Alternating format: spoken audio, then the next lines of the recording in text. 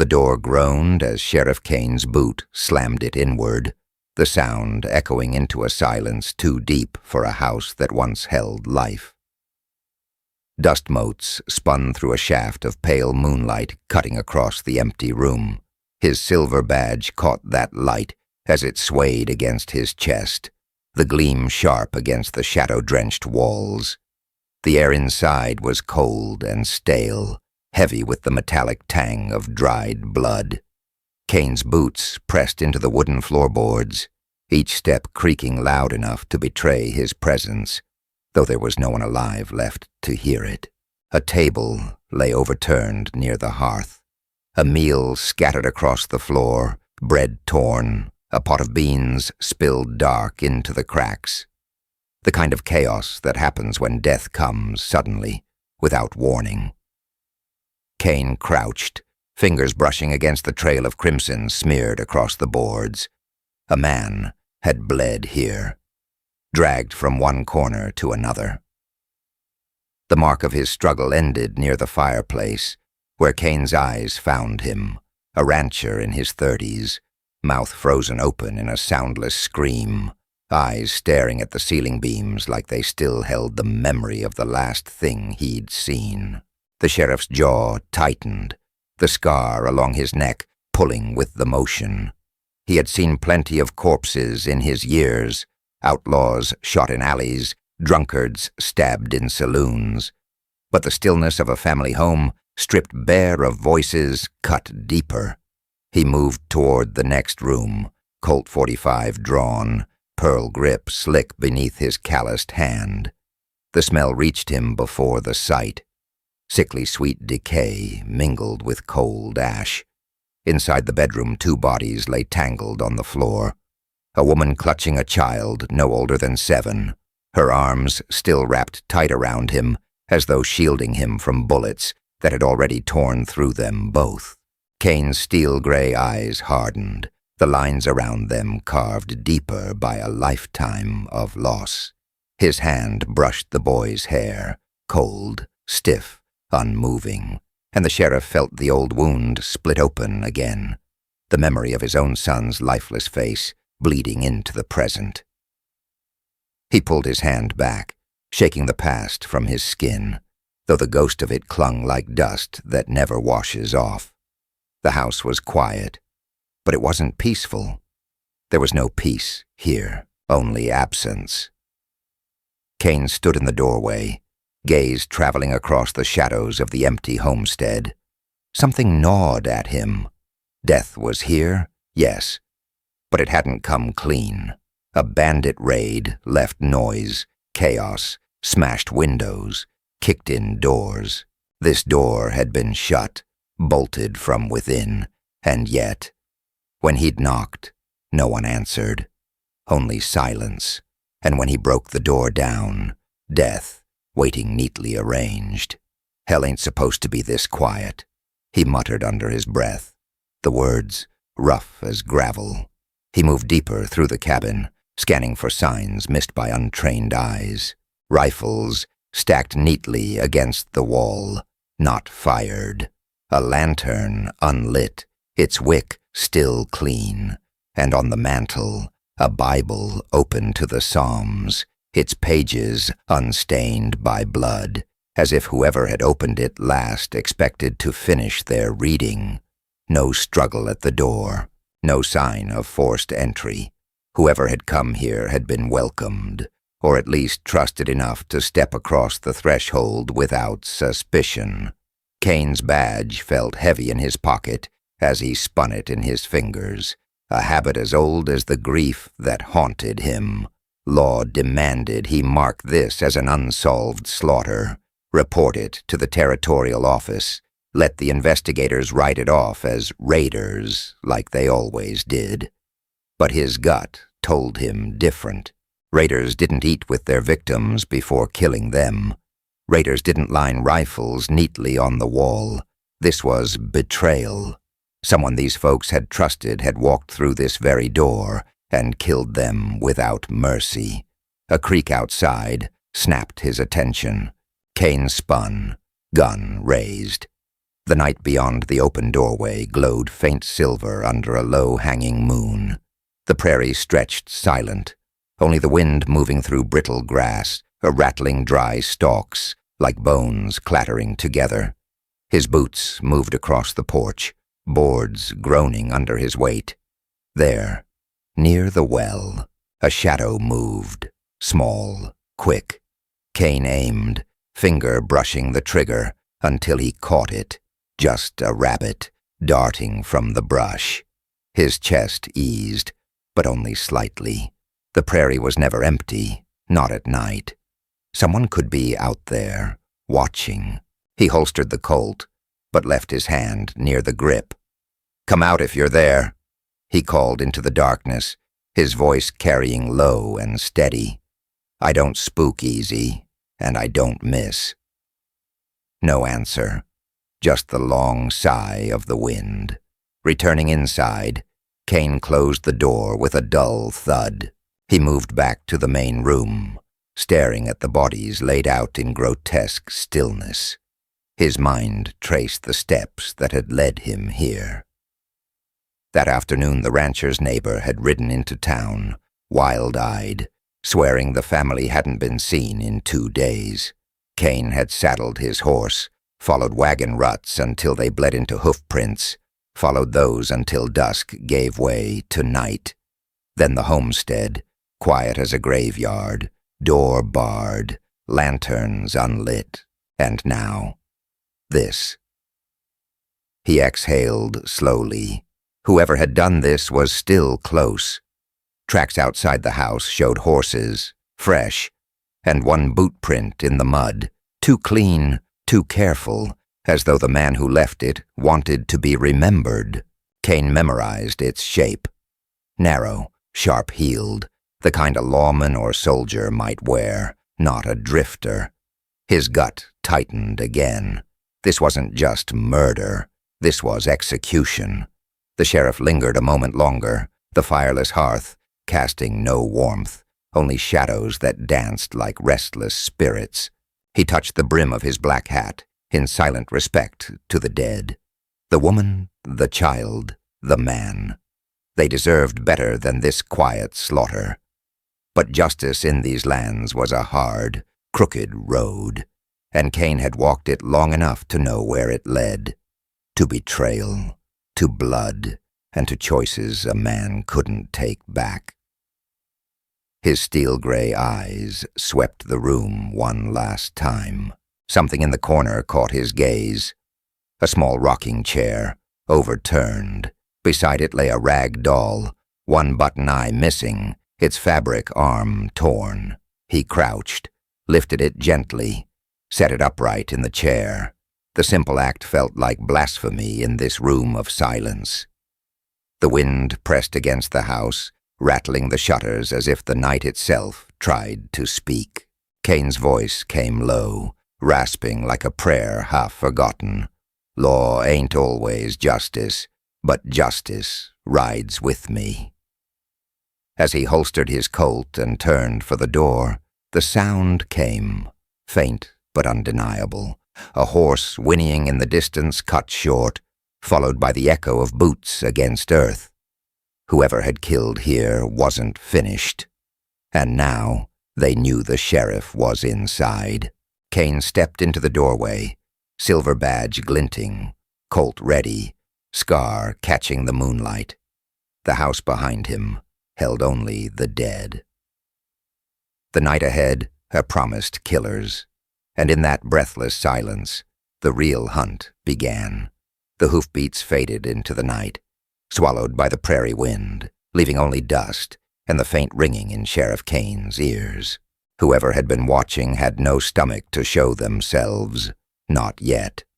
That told him plenty. These weren't drunk bandits spoiling for a fight. They were calculating men, keeping their distance, letting him see just enough to stir the unease in his gut. Kane stood in the doorway a long moment, the cold night air wrapping around him like a shroud. His Colt rested easy in his hand, but the stillness pressed harder than gunmetal. Behind him, The bodies of the murdered family lay stiff and silent, the hearth dark. Before him, the prairie stretched in shades of moonlight and shadow, wide enough to bury 100 secrets. He spat into the dirt, the taste of iron lingering in his mouth. "Cowards," he muttered, but the word lacked conviction. Cowards didn't clean rifles and stack them neatly after slaughter. Cowards didn't ride away slow enough for a man to hear the rhythm of their mounts vanish into the dark. No, this was something else. Kane stepped down off the porch, boots sinking into the damp earth near the well. The air carried the faint scent of rain long past, mixing with the musk of horses not his own. He knelt, tracing fingers through the churned mud. Tracks ran heavy and deliberate. 7 horses. Fresh. Less than half a day. He followed them with his eyes toward the ridge, where the moonlight caught a faint shimmer of disturbed grass. He turned back once, glancing at the silent house, at the doll, propped carefully on its chair inside. His hand hovered near the badge pinned over his chest. Law said he ought to ride back, gather men, report what he'd seen. But justice didn't leave children cold in their mother's arms. Justice rode tonight, and it rode alone. He saddled his horse and spurred forward, hooves drumming against the hard pan. The prairie opened before him, endless waves of grass whispering secrets in the wind.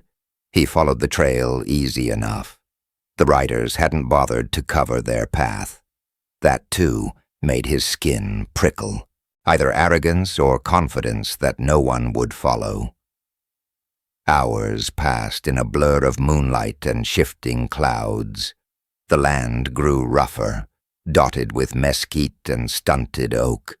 Somewhere ahead a coyote yipped, answered by another across the valley. Kane's mind sharpened with each mile. He replayed the scene in the homestead, searching for answers. Why hadn't the victims resisted? Why had the rifles been untouched?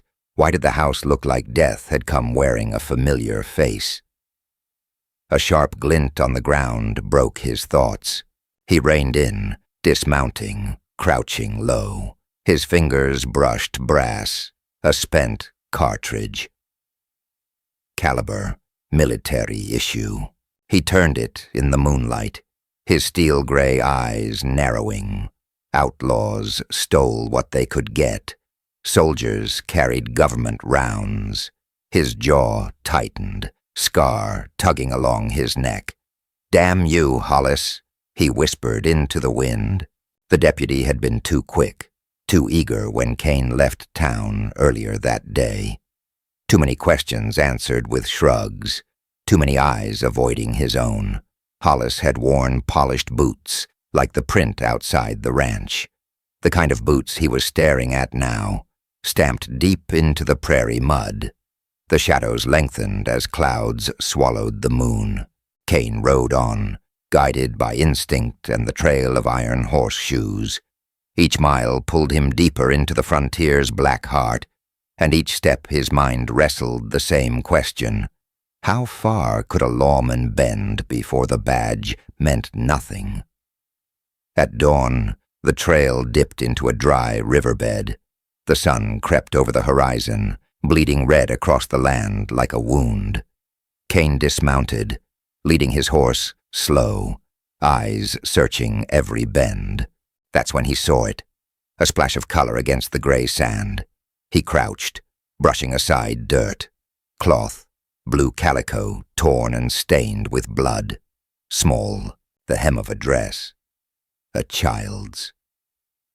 Kane closed his eyes.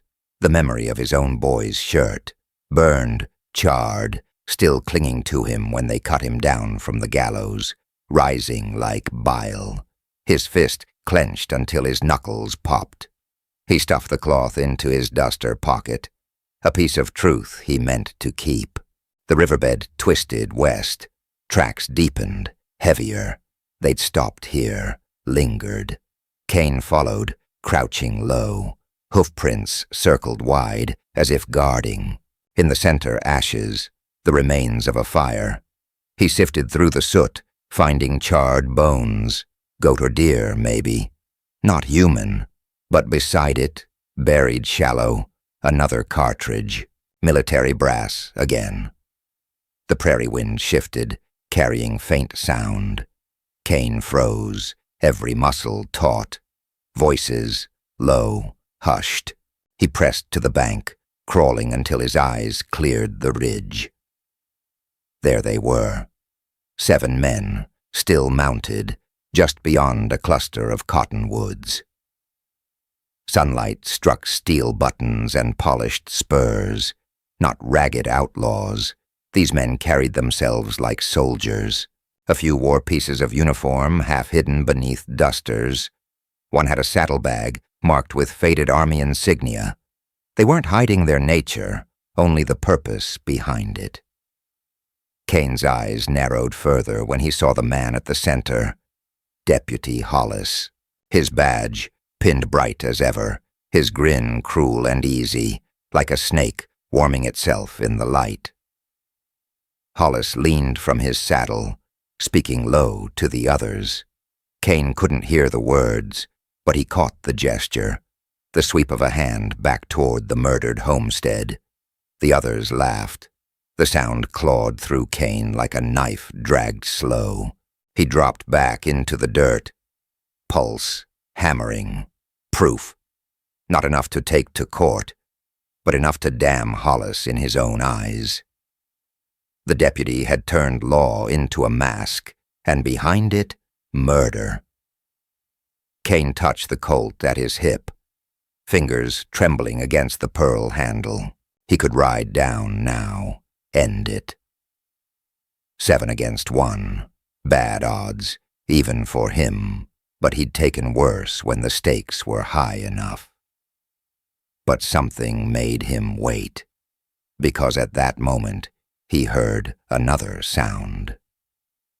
Soft, fragile, not the bray of horses or laughter of killers. Something smaller, a child's cough. Kane's breath caught. He crept forward again, scanning, and there she was. A girl, maybe 8, tied to a wagon post behind the cottonwoods. A patchy blood in her dark eyes, wrists bound with rawhide, her dress torn, face streaked with dirt, but alive, and in the hands of killers. The ground tilted beneath Kane. This was no simple raid. This was slaughter wrapped in uniform, betrayal wrapped in a badge. Hollis and his men hadn't just killed.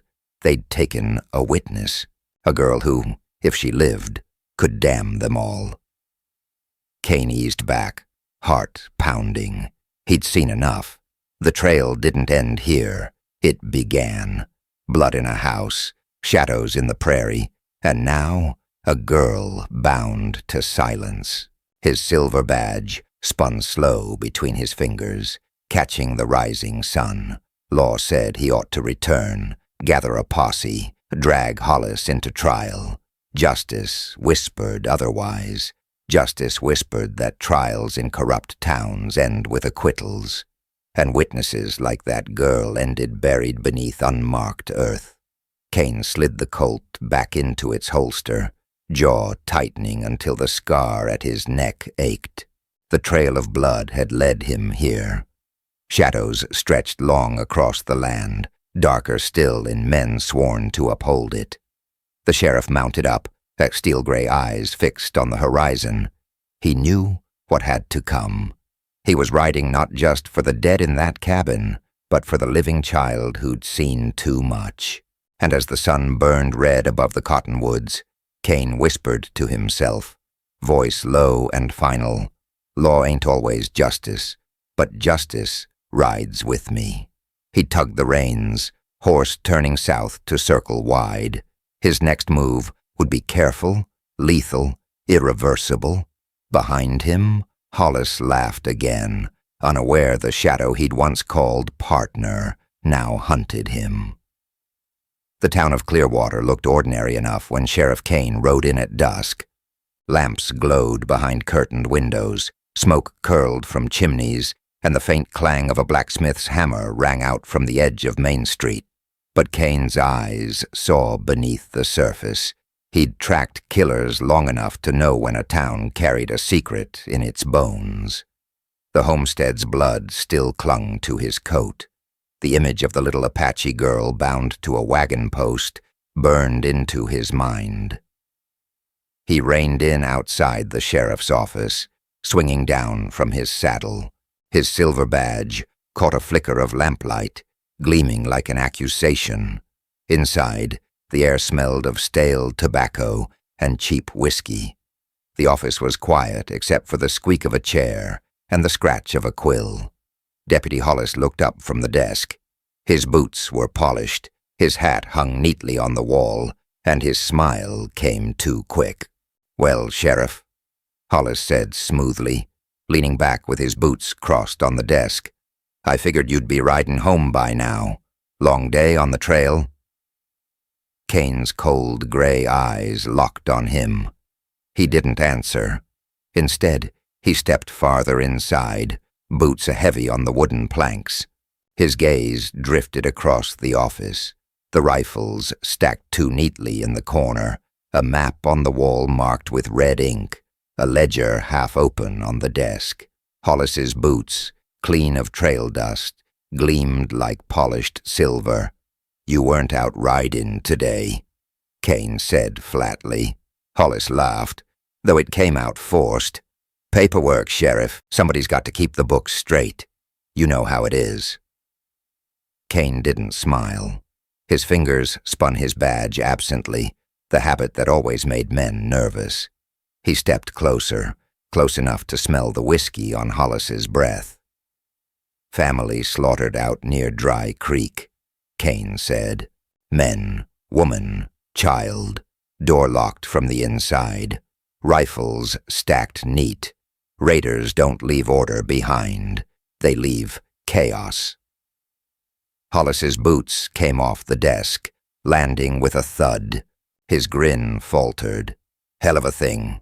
Savages, no doubt. You know how they move." Kane's voice cut sharper. "Found army brass by the bodies. Found boot prints, too. Same sharp heels you're wearing now." For the first time, Hollis's smile broke entirely. His jaw worked, but no words came. He glanced toward the ledger, then back at Kane. His hand twitched, brushing against his belt as though seeking comfort in the weight of his revolver. Kane didn't move, but his presence filled the room like a gathering storm. "You want to tell me why army rounds and your boots showed up in a cabin full of corpses?" Hollis swallowed hard. "Sheriff, you're barking up the wrong tree. I've been here all day. Ask anyone. Hell, I'll sign the ledger if you want." Kane stepped closer until only the desk separated them. His shadow fell heavy across Hollis's face. "Don't lie to me. You were out there. You and 6 others. I saw you." The deputy's mask cracked. His eyes hardened, voice low, venomous. "Careful, Kane. A man throws around accusations like that without proof. He ends up on the wrong side of the gallows." The silence stretched taut. Outside, boots scuffed on the boardwalk, and the murmur of townsfolk drifted in through the windows. But inside, only the tick of the wall clock filled the space between them. Kane leaned in, his words a whisper edged with steel. "Proof's riding out there right now, tied to a wagon post. Apache girl, she saw you.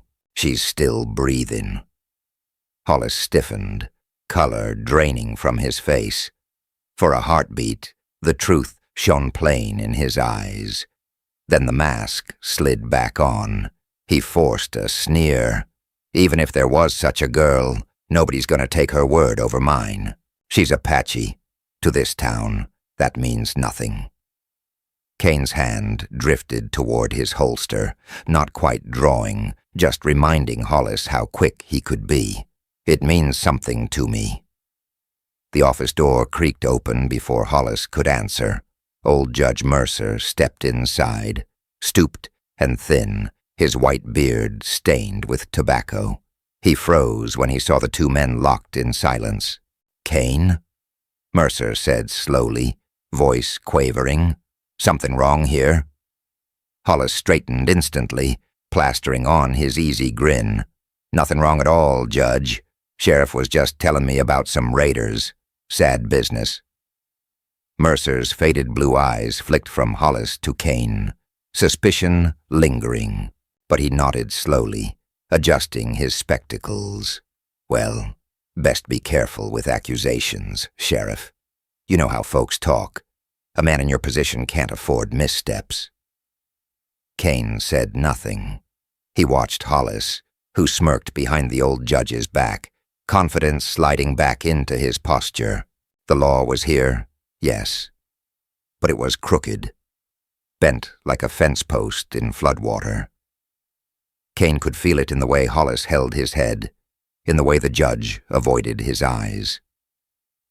He walked out into the dusk, boots striking sparks on the boardwalk. The townsfolk watched him pass, their whispers brushing against him like wind through grass. He heard fragments. "Sheriff looks riled. Don't cross Hollis. Best let it lie." But Kane's face was carved from stone. At the hitching post, he paused, resting one hand on his horse's mane. The prairie wind carried faint scents of smoke, iron, and fear. His silver badge spun slowly in his fingers, catching the last red fire of the sunset. He remembered the house, rifles stacked, Bible open, doll upright, order where chaos should be, signs of betrayal, not by strangers, by a man sworn to keep order. Behind him, the saloon doors creaked. Hollis stepped out, flanked by two townsmen with rifles slung casual but ready. His grin was wide now, the grin of a man who thought he'd won. "Best ride on, Sheriff," Hollis called. "Town's quiet. We like it that way. No need stirring ghosts." Kane turned slow, his eyes gray steel catching the lamplight. He rested his thumb on the Colt's hammer. "Ghosts don't stir me, Hollis," he said, voice low, carrying across the street.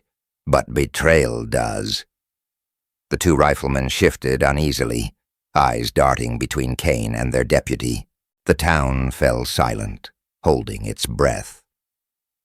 Somewhere, a horse whinnied, nervous. Kane's jaw tightened. He could draw, settle this here and now, but he saw the faces of the watching crowd, saw the judge's shadow lingering in the doorway. If he killed Hollis now, law would paint him the villain, and the truth would die with that Apache girl still tied to a wagon. He holstered his Colt with deliberate slowness. The crowd exhaled. Hollis's grin returned, smug as ever. But Kane's eyes stayed cold. "This ain't finished," he said. "Not by a damn sight." He mounted, reins tight in his fist. The horse shifted, sensing his fury. Kane's gaze swept the street once more, the whispers, the fearful glances, the law rotting from within. Then he spurred hard, riding out into the night. The trail still waited, and justice, real justice, wasn't finished. Morning light bled over Clearwater like a knife through gauze, painting the town in gold that could not mask the rot beneath. Sheriff Kane rode back slow, his black hat low against the glare, his duster flaring in the prairie wind. The weight of the night pressed on him, blood on the floorboards of a cabin, a child tied to a wagon, a deputy's smile hiding murder. By the time he tethered his horse outside the sheriff's office, the town had already gathered. Men leaned against porch rails, women whispered in clusters, children stared wide-eyed. And there at the center of it all stood Deputy Hollis, silver badge gleaming bright as truth, though it cloaked only lies. "Sheriff Kane," Hollis boomed, voice carrying across the street. "Town's grateful you're riding hard, but we got order here. Ain't no need for panic." A ripple of uneasy laughter followed. Hollis looked the part. Boots polished, coat dusted clean, revolver shining at his hip. He played the lawman with practiced ease, and the townsfolk, hungry for certainty, lunged toward him like moths to a flame. Kane dismounted, slow and deliberate. His steel-gray eyes locked on Hollis, and the crowd hushed. "You been riding outside town?" Kane asked, voice flat. Hollis's smile widened, though the muscles in his jaw twitched. "Just doing my duty, checking the ridges.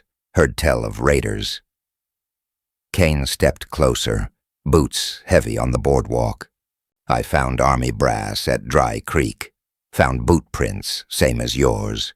Raiders don't carry soldier rounds. Raiders don't wear deputy boots." A murmur rippled through the crowd. Hollis's face darkened for a heartbeat before the mask returned.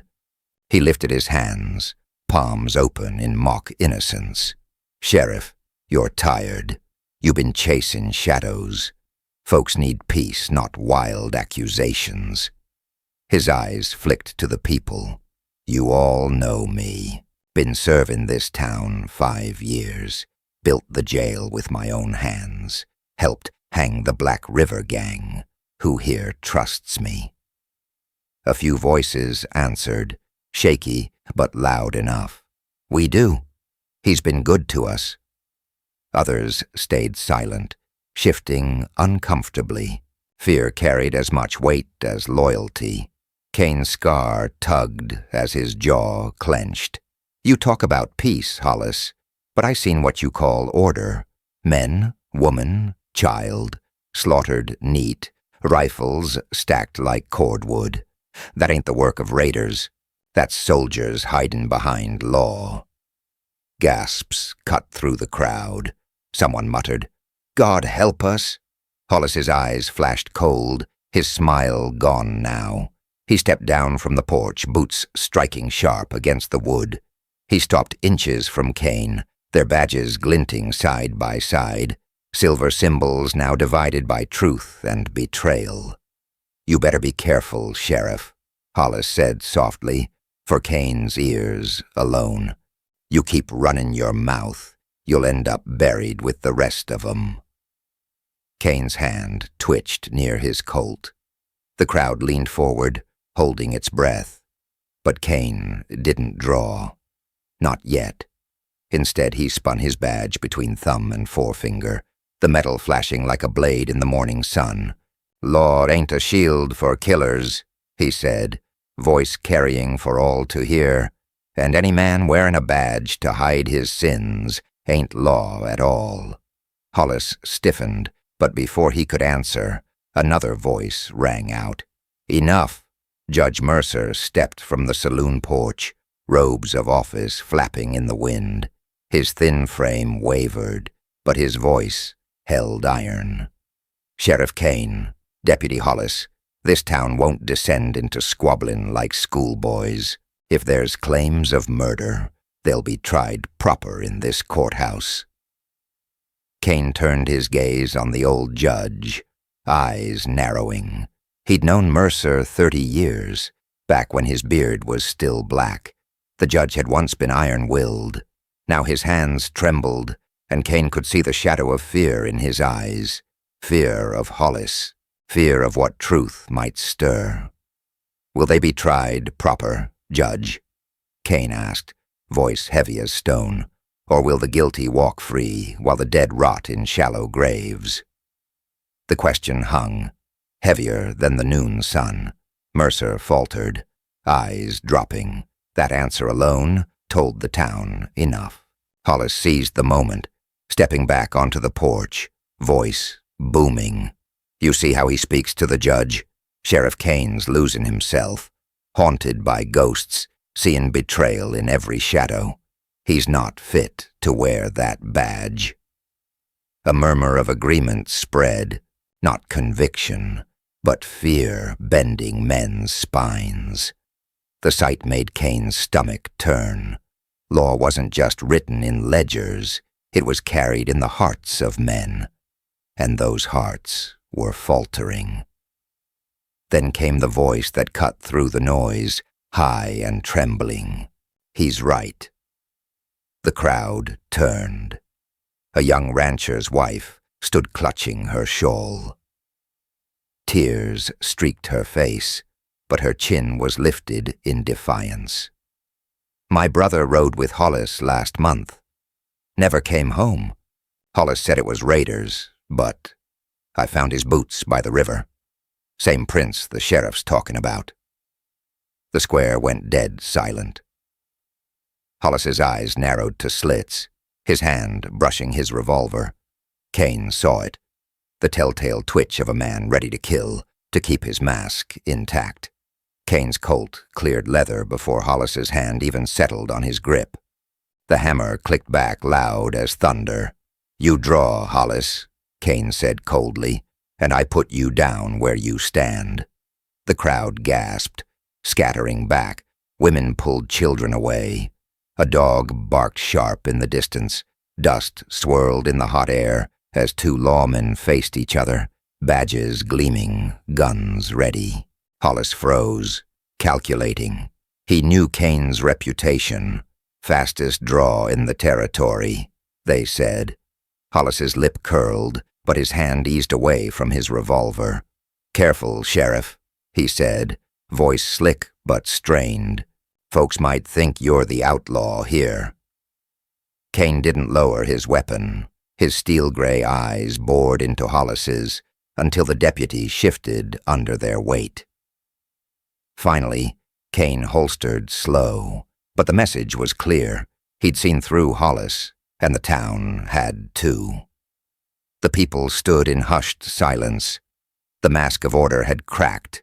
They'd seen fear in their deputy, seen him hesitate when Kane did not. That image would linger, festering like a wound.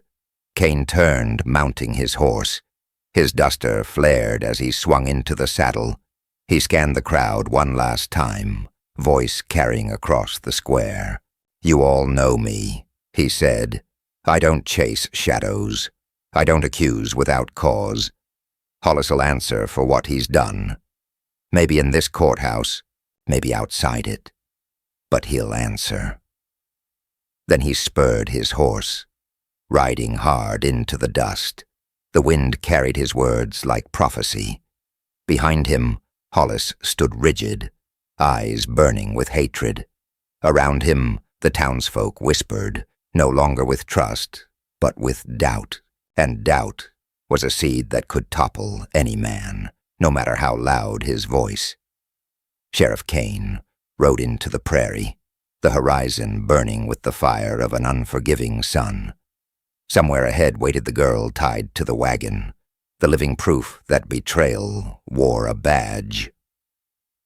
Somewhere ahead justice waited, and with it the choice that would damn or redeem him. The prairie stretched wide beneath a sky bruised with storm clouds when Sheriff Kane found the wagon. He'd tracked it through gullies and brush for half a day, following the churned earth of horseshoes and the smell of ash carried by the wind. His horse snorted nervously as they crested a ridge, and there below, half hidden in cottonwoods, stood the wagon where the girl had been bound. Kane reined in, steel-gray eyes narrowing. The camp was empty now, no riders, no laughter, only the hollow rattle of a loose tarp flapping in the breeze. He scanned the ground, Colt ready. Buzzards wheeled overhead, but they hadn't landed. That meant something lived down there. He rode slow, every sense sharp, until he reached the wagon. The rawhide ropes still hung from the wheel spoke, frayed but stained with dried blood where they'd cut into small wrists. Kane's jaw tightened. "Girl," he called softly, voice rough as gravel. A stir of movement answered him.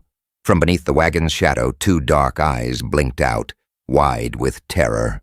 The Apache girl crept forward, No more than 8, hair tangled, dress torn, her body trembling like a colt cornered by wolves. Kane dismounted slow, both palms open, his Colt holstered. "Easy," he said. "Ain't here to hurt you." The girl's lips parted, but no words came. She glanced to the trees, then back to Kane, as though expecting the killers to return any moment.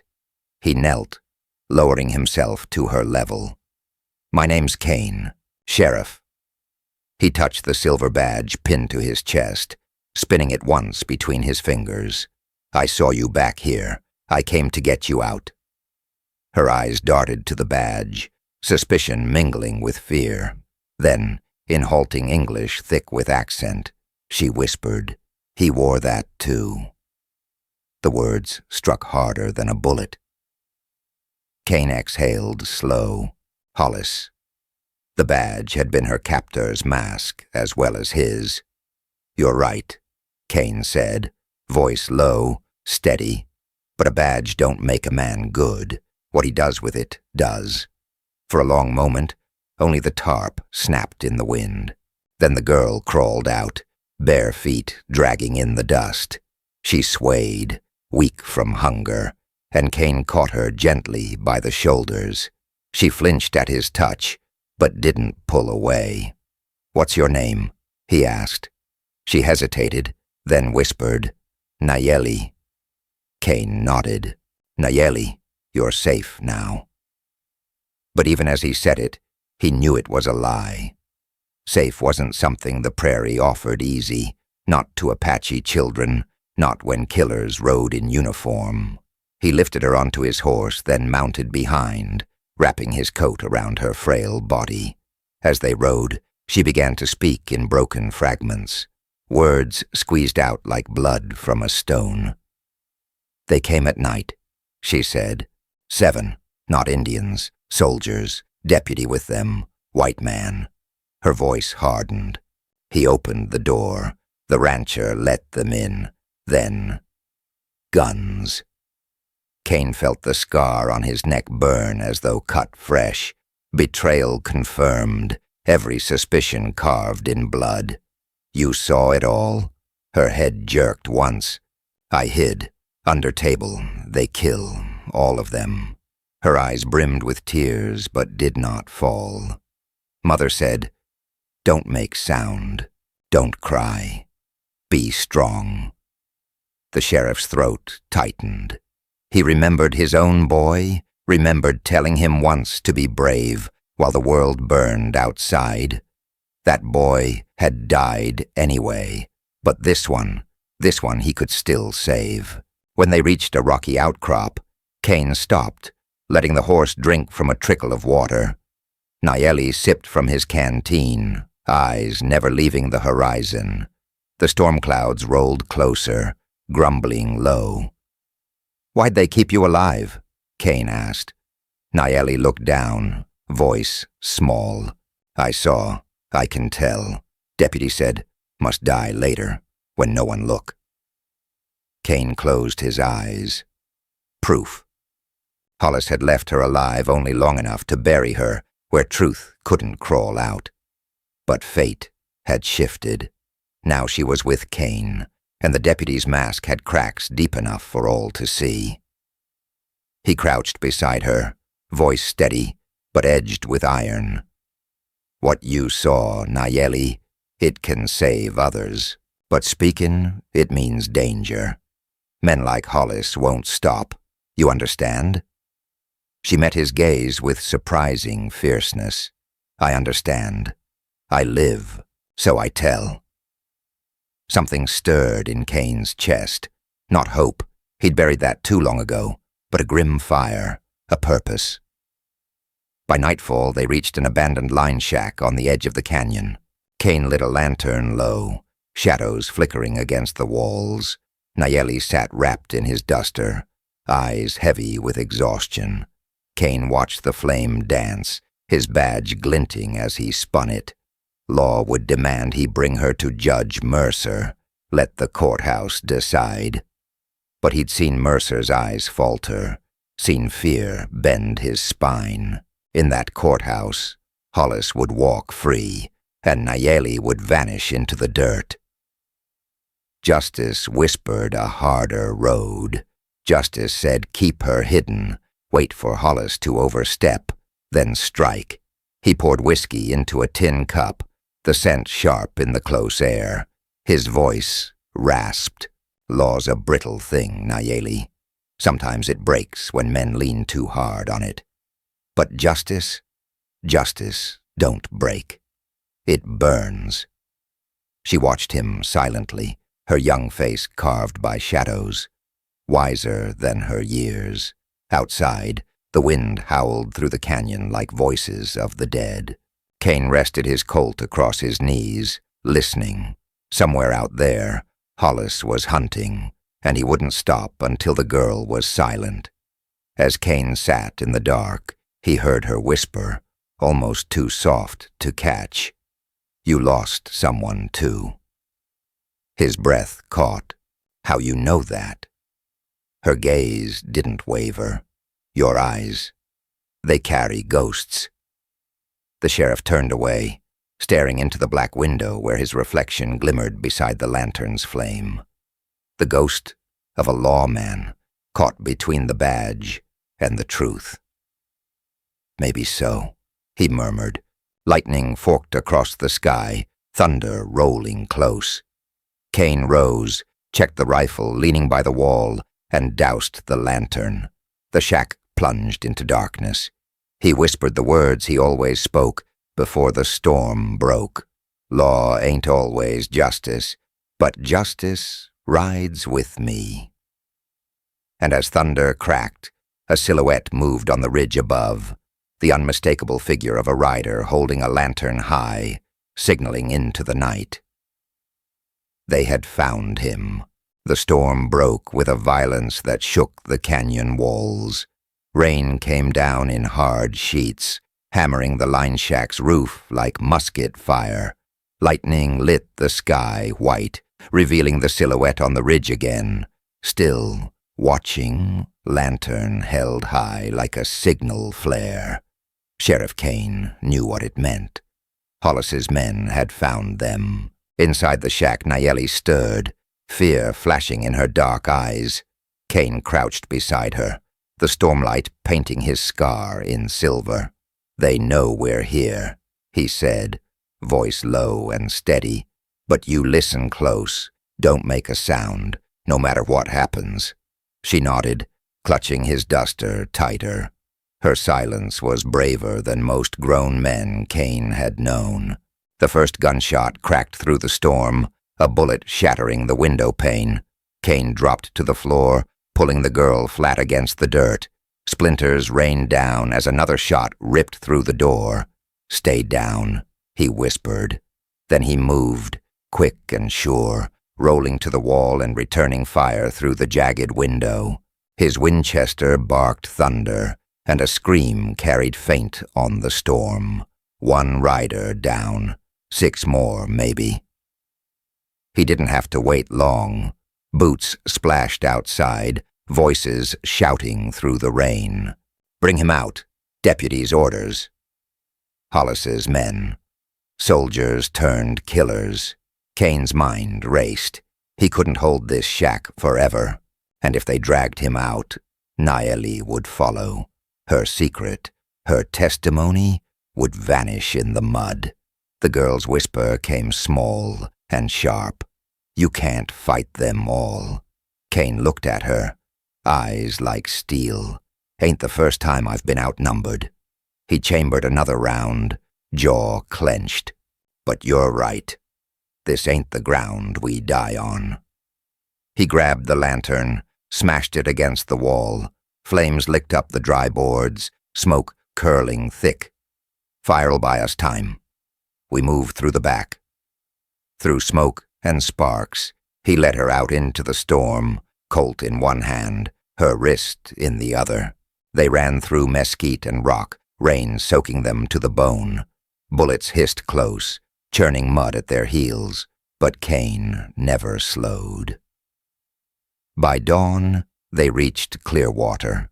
The storm had passed, leaving the town dripping and gray. Kane rode straight down Main Street with Nayeli before him, his black coat plastered to his shoulders, silver badge gleaming dull in the wet light. The townsfolk stirred from porches and doorways, eyes widening. Hollis's men had arrived before them, their lies already planted. Kane could see it in the faces, fear, suspicion, whispers threading like snakes through the crowd. On the Gallows platform in the square, Deputy Hollis stood tall. Behind him, Judge Mercer and 2 riflemen. The noose swayed gently in the morning wind. "Sheriff Kane," Hollis called, voice booming smooth as ever. "You come back drippin' wet with an Apache girl at your side. Care to tell the town why you've been harboring raiders' blood?" Kane dismounted, lifting Nayeli down with care. His hand rested on her shoulder, steadying her. "She ain't no raider. She's a witness. She saw you, Hollis. You and your men slaughtered that family at Dry Creek." The crowd gasped, eyes darting between the lawmen. Mercer's face went pale, his quill-thin hands trembling at his side. Hollis laughed, though his eyes stayed cold. "A child's word against mine, against the law. You know better, Sheriff." He gestured to the gallows. "This badge means something. Yours used to, till grief rotted your mind.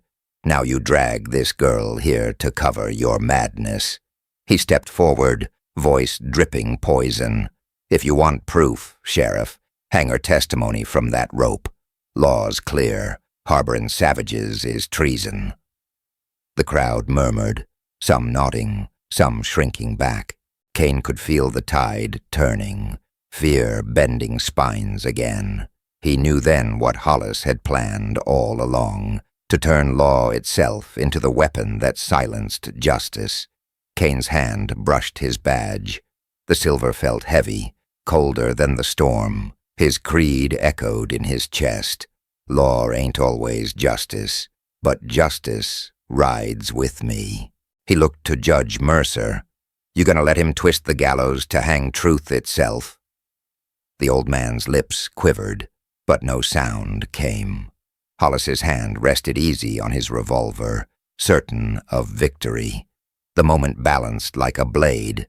Kane's next move would be irreversible. Uphold the badge, surrender Nayeli to a crooked trial, and watch her disappear, or cast the badge aside, defy the law, and make his own justice. He reached slowly to his chest. The crowd hushed, eyes fixed as Sheriff Kane unclipped the silver star. For a heartbeat, it spun in his fingers, gleaming in the gray light. Then he dropped it into the mud. Gasps rippled through the square.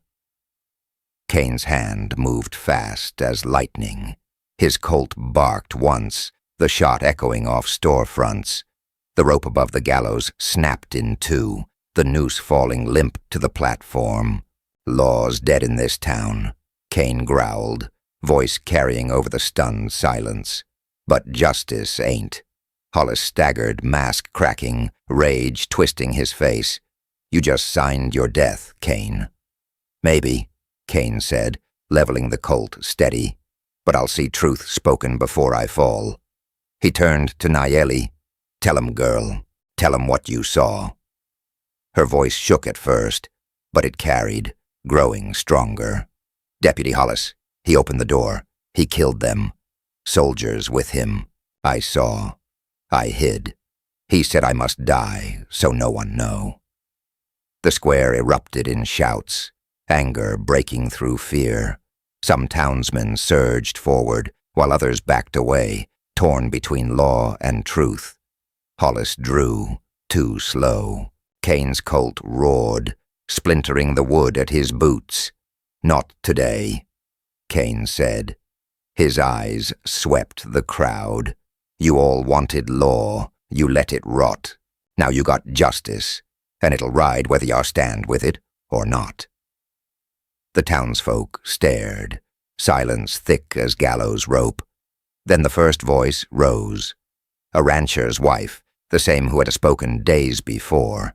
"He's tellin' the truth. Hollis killed my brother." Others followed, voices swelling like floodwater. Hollis's mask collapsed under the weight of testimony, and fear turned to fury. Judge Mercer staggered, whispering, "Dear God, what have we done?" Kane holstered his Colt, but his words carried like steel. "What you've let happen. The badge don't mean a damn thing if it don't stand for the dead."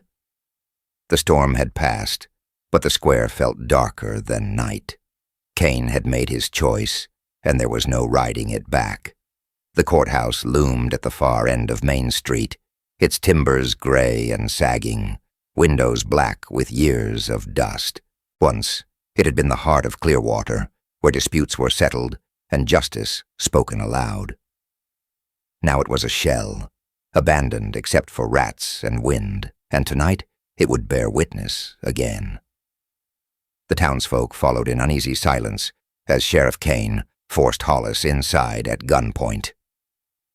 Rainwater dripped from the eaves, each drop striking the mud like a ticking clock.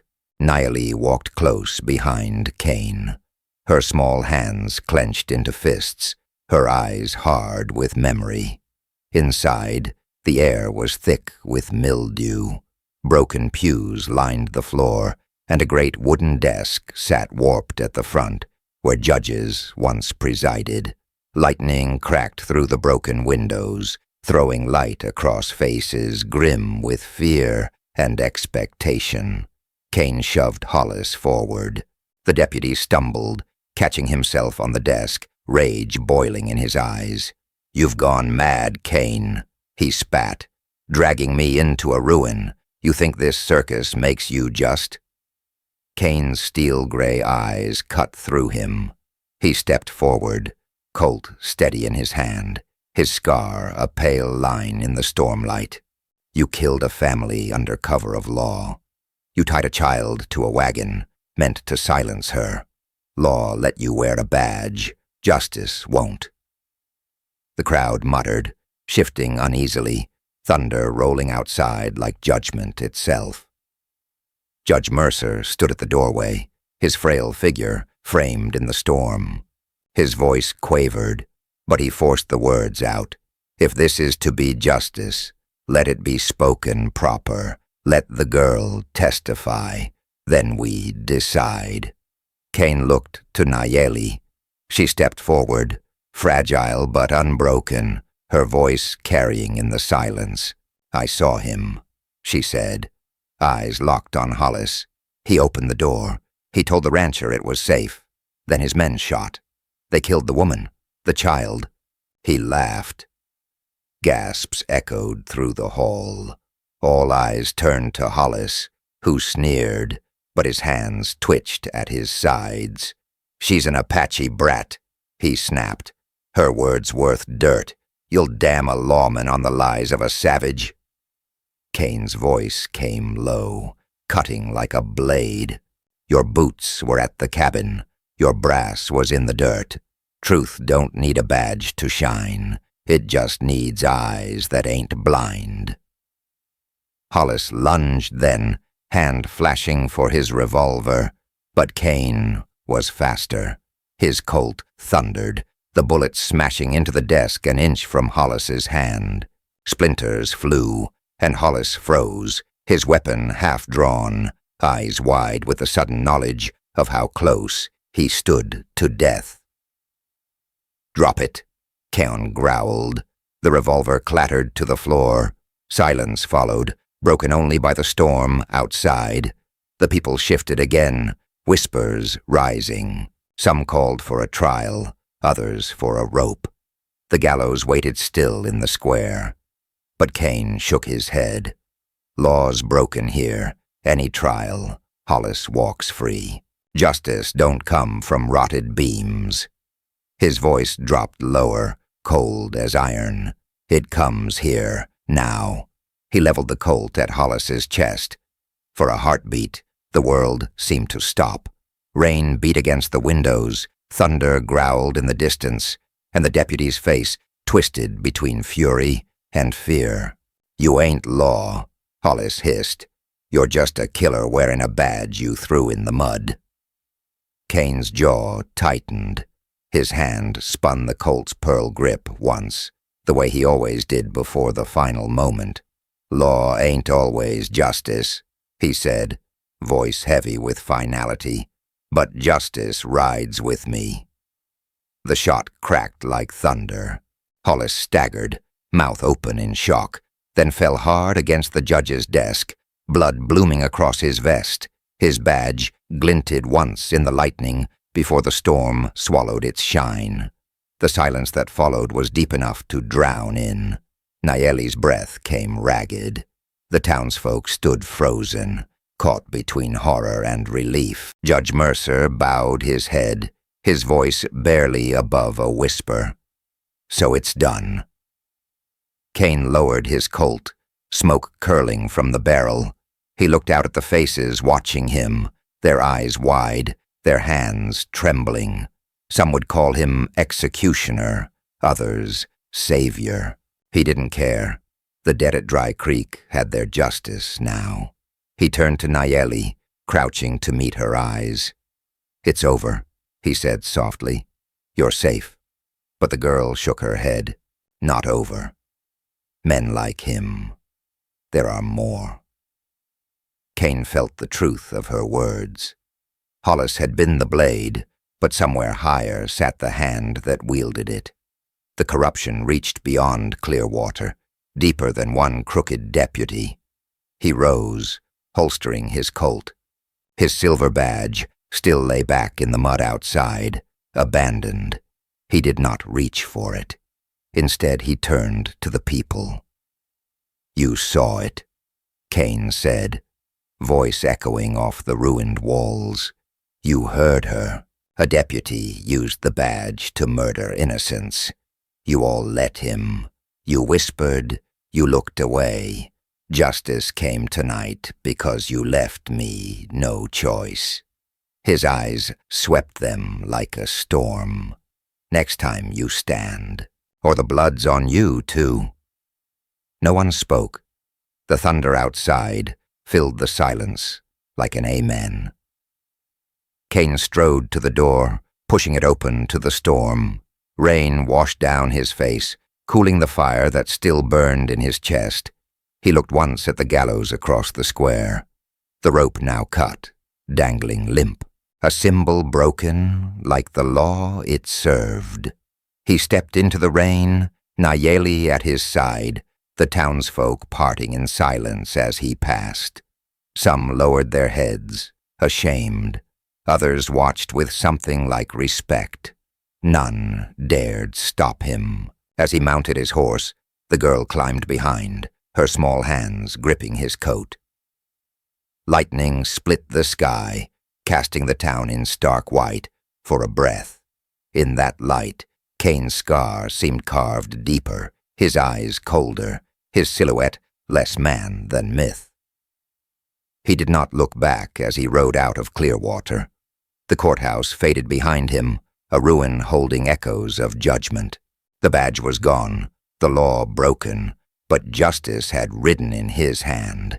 And as the storm rolled east, Sheriff Kane vanished into the rain, carrying his ghosts and the living proof of betrayal into a horizon that promised no peace, only more reckonings. The tale of Dry Creek left a scar on Clearwater and on Sheriff Kane. By killing Hollis in that abandoned courthouse, Kane crossed the line he'd always feared, where law ended and justice began with the pull of a trigger.